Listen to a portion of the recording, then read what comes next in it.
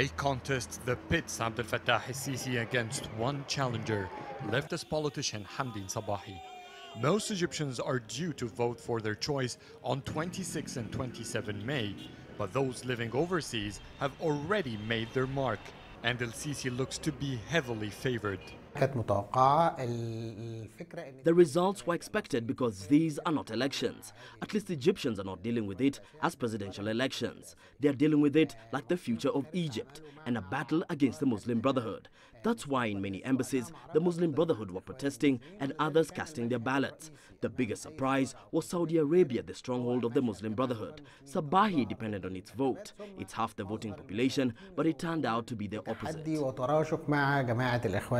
The election comes 10 months after the ousting of President Mohamed Morsi, and his supporters have urged Egyptians to boycott the ballot.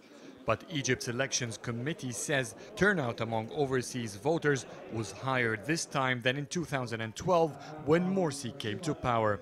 More than 315,000 Egyptians voted in 141 stations worldwide. The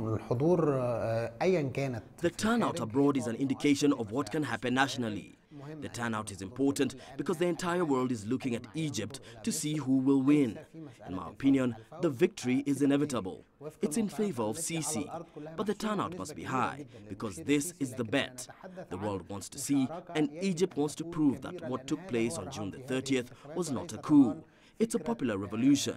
This argument will be supported with a high turnout. The results of the overseas ballot are not official. The tally will be announced alongside the main result, due by early June at the most. Analysts expect the gap between Abdel Fattah El Sisi and Hamdin Sabahi will be smaller in the national vote. But most of them still believe that the results will be in favor of the former army chief. Adel, Mahrouky, CCTV, Cairo.